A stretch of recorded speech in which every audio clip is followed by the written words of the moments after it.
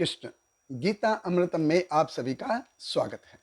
तो हम आ गए हैं भगवत गीता अध्याय 15 श्लोक क्रमांक 20। तो अब तक भगवान कृष्ण ने अर्जुन को भौतिक जगत, आध्यात्मिक जगत, प्रकृति के 3 गुण और अपने स्वामित्व के बारे में बहुत विस्तृत रूप से बताया और इसी चीज को कंक्लूड करते हुए भगवान इस श्लोक में कहते हैं। तो भगवत गीता अध्याय 15 श्लोक क्रमांक 20 भगवान कृष्ण कहते हैं, इति गुह्यतमं शास्त्रम इदम उक्तम मया अनघ एतत् बुद्ध्वा बुद्धिमान स्यात् कृतकृतश्च भारत। भगवान कृष्ण कहते हैं, हे अनघ, यह वैदिक शास्त्रों का सर्वाधिक गुप्त अंश है जिसे मैंने अब प्रकट किया है। जो कोई इसे समझता है वह बुद्धिमान हो जाएगा और उसके प्रयास पूर्ण होंगे। देखिए, भगवान कृष्ण कहते थे इति गुह्यतमम। इति यानी कि ये जो 19 श्लोक भगवान ने बताए, ये 20वां श्लोक है और इससे पहले 19 श्लोकों में भगवान ने जो बताया है, तो वो ज्ञान 19 श्लोकों में जो बताया गया है वो ज्ञान कैसा है, ये गुह्यतमम है। यानी कि ये सबसे सीक्रेट ज्ञान है।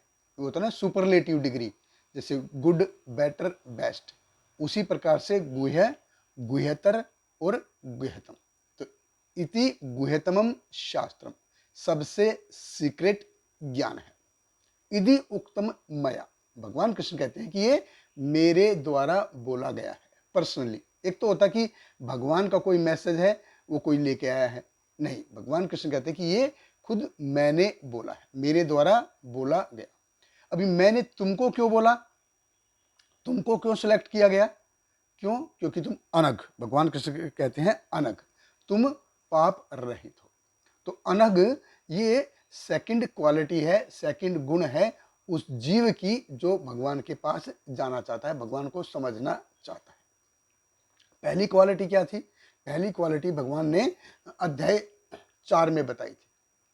अध्याय 4 का 3रा श्लोक, जब भगवान कृष्ण कहते हैं अर्जुन को, भक्तोसी में सखा च इति रहस्य ही एतव उत्तमम, कि तुम मेरे भक्त हो इसलिए तुमको मैं ये बता रहा हूं।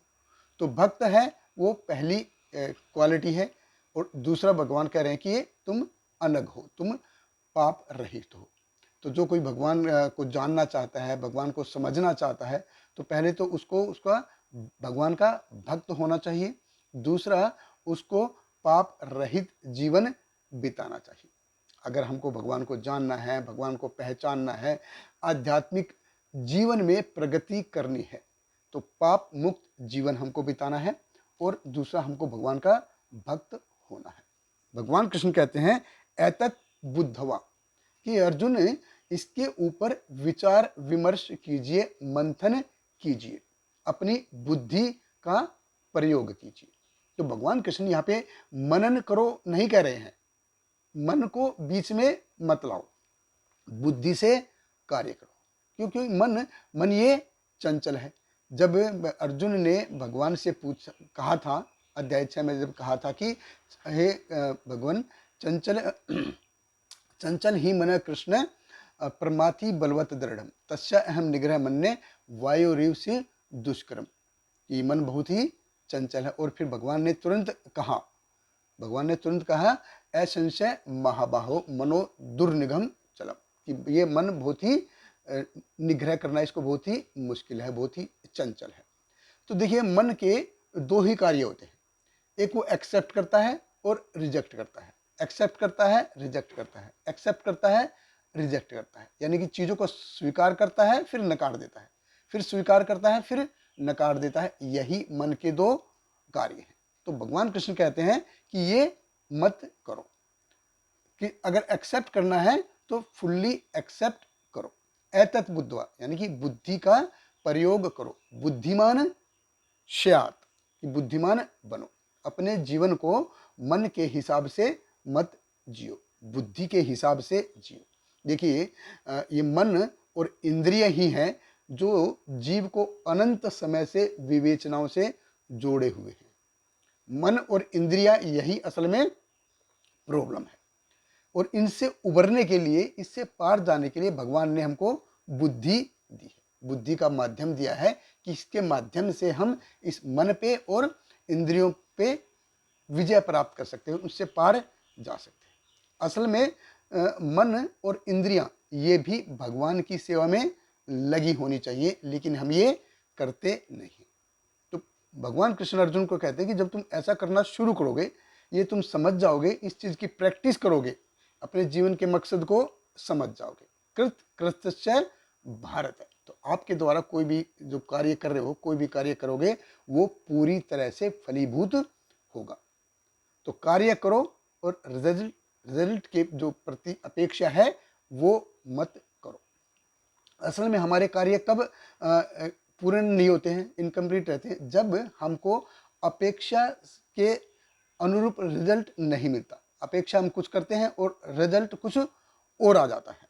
तो भगवान कृष्ण कहते हैं कि रिजल्ट के प्रति तुम आसक्त मत हो, रिजल्ट की अपेक्षा मत करो।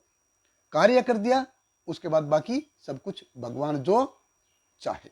कर्मण्येवाधिकारस्ते कृत कृतस्य, जब तुम इस प्रकार से कार्य करोगे, मेरे को supreme personality of God head जान के ये कार्य करोगे, मेरी भक्ति में सेवा करोगे, तो तुम्हारे सारे जो कार्य हैं वो पूर्ण रूप से फलीभूत होंगे। तुम भगवान के धाम यानी कि मेरे धाम वापस आ जाओगे। तो ये भगवत गीता का अध्याय 12 और अध्याय 15 बहुत ही प्रचलित अध्याय है ये, और जो भगवत गीता के जो श्लोक याद करते हैं उनमें भी बहुत ही प्रचलित है और बहुत ही महत्वपूर्ण है। अध्याय 12 और अध्याय 15। बहुत बहुत धन्यवाद। हरे कृष्ण। श्रील प्रभुपाद की जय। हरे कृष्णा कृष्ण कृष्ण हरे हरे, हरे रामा राम राम हरे हरे।